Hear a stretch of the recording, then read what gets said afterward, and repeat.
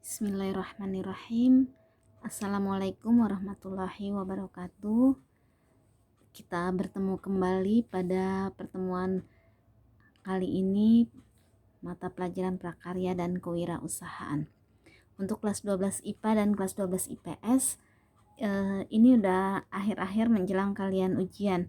Jadi Ibu akan menjelaskan tentang materi ujian sekolah.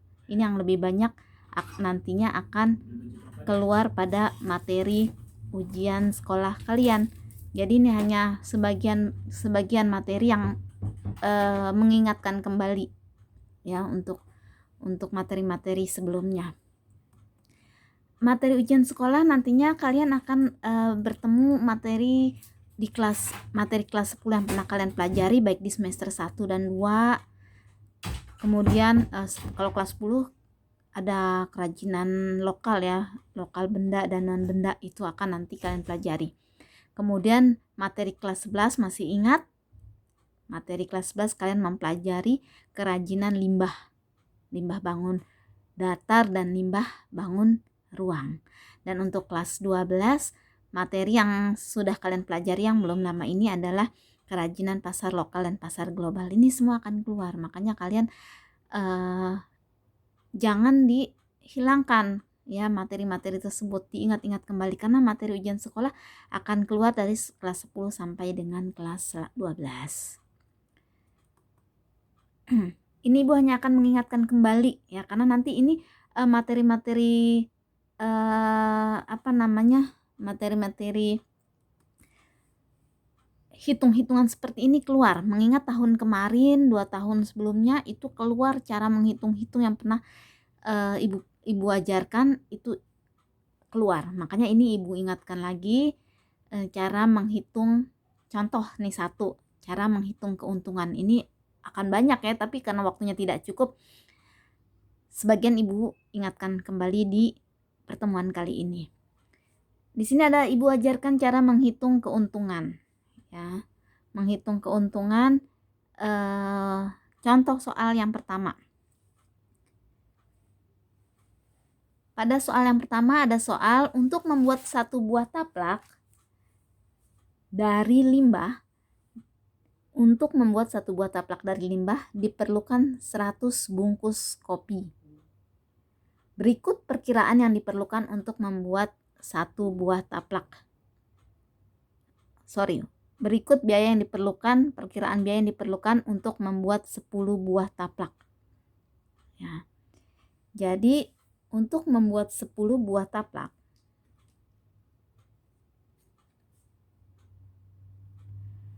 ada penjelasan di soalnya dibutuhkan 100 bungkus kopi. Ya.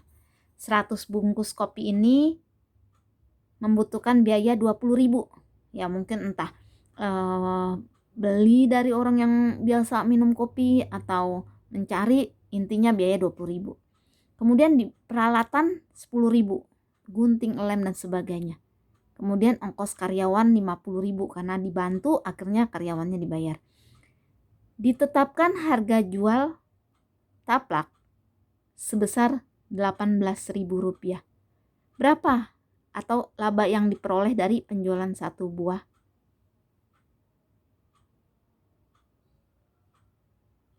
taplak? Ini taplak ya, bukan tas. Maka laba yang diperoleh dari penjualan satu buah taplak adalah, nah kita lihat dulu, total biaya yang dibutuhkan adalah 80.000. Dari mana 80.000?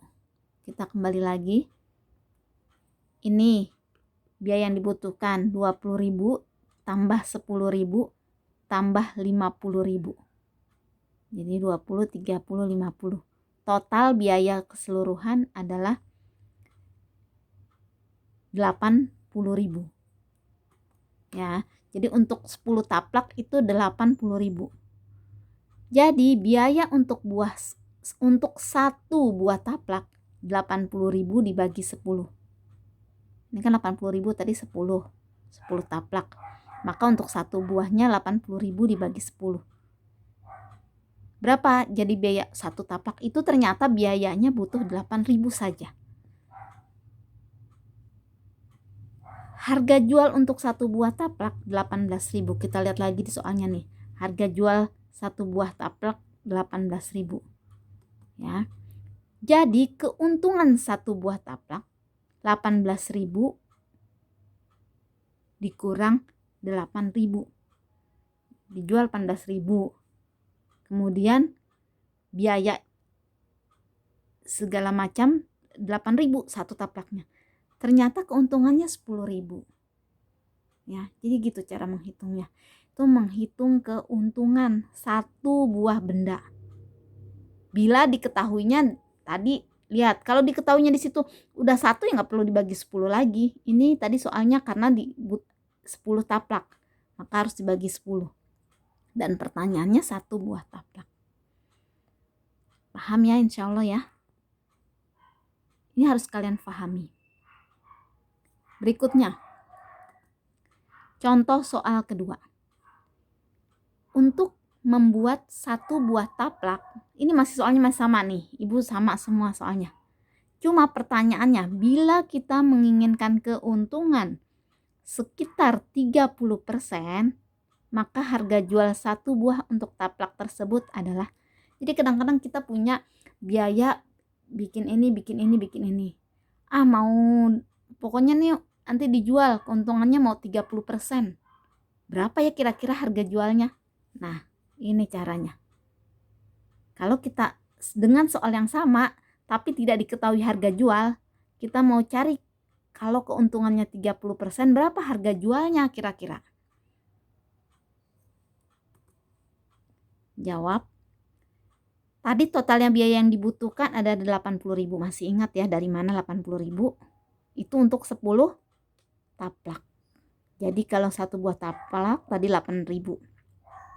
Jika kita menginginkan keuntungan 30%, maka 30% dikali 8.000 sama dengan 2.400. Nah, ini baru dapat keuntungannya. Berapa harga jualnya? Berarti harga jualnya 8.000 ditambah 2.400 tadi. Oh, dijualnya 10.400 atau 10.500 bisa. Pahami di sini. Ya, kalau tadi soalnya mencari berapa keuntungannya, kalau ini mencari harga jualnya yang kedua. Berikutnya. Ini mengingatkan kembali biaya pengeluaran karena sering sekali keluar kisi-kisi untuk ujian sekolah nanti akan ada biaya pengeluaran. Ini yang Ibu ingatkan saja, yang lain-lain bisa kalian baca sendiri. Masih ingat biaya pengeluaran? Biaya pengeluaran ada dua, variable cost dan fixed cost. Variable cost yaitu biaya perusahaan yang bisa berubah-ubah atau naik turun tergantung pada produksi perusahaan. Jadi biaya perusahaan yang berubah-ubah atau naik turun tergantung pada produksi perusahaan. Contoh, biaya bahan baku, biaya kemasan, biaya pengiriman, dan lain-lain yang sifatnya bisa berubah jumlahnya. Jadi kalau tergantung pada produksi. Kalau produksinya naik, berarti otomatis biaya bahan bakunya akan naik. Biaya kemasan juga akan naik. Biaya pengiriman juga akan besar. Itu variable cost. Yang kedua fixed cost, yaitu biaya tetap yang dikeluarkan oleh perusahaan. Biaya tetap tidak akan terpengaruh oleh biaya penjualan. Perusahaan akan tetap mengeluarkan sekalipun tidak ada penjualan. Mau dia produksi sedikit atau banyak, perusahaan akan tetap mengeluarkan biaya fixed cost. Biaya yang tetap saja dikeluarkan, tidak terpengaruh apapun. Contohnya apa? Contohnya biaya sewa tempat. Dia mau produksi mau enggak, mau jualan mau enggak, tetap harus bayar tempat itu per bulan atau per tahun atau per berapa tahun. Karyawan tetap harus digaji. Biaya listrik tetap harus dibayar. Ya, jadi perhatikan perbedaannya, variabel berubah-ubah. Kalau fix tetap. Nah, kenapa Ibu ingatkan lagi kembali nih? Karena ini materinya nanti berhubungan dengan penghitungan juga. Berikutnya menghitung BEP. Masih ingat BEP? Ya. BEP adalah kondisi di mana jumlah pengeluaran yang diperlukan untuk biaya produksi sama dengan jumlah pendapatan yang diterima dari hasil penjualan.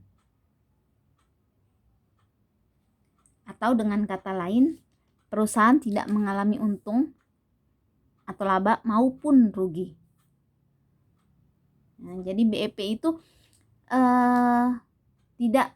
intinya tidak rugi dan tidak untung.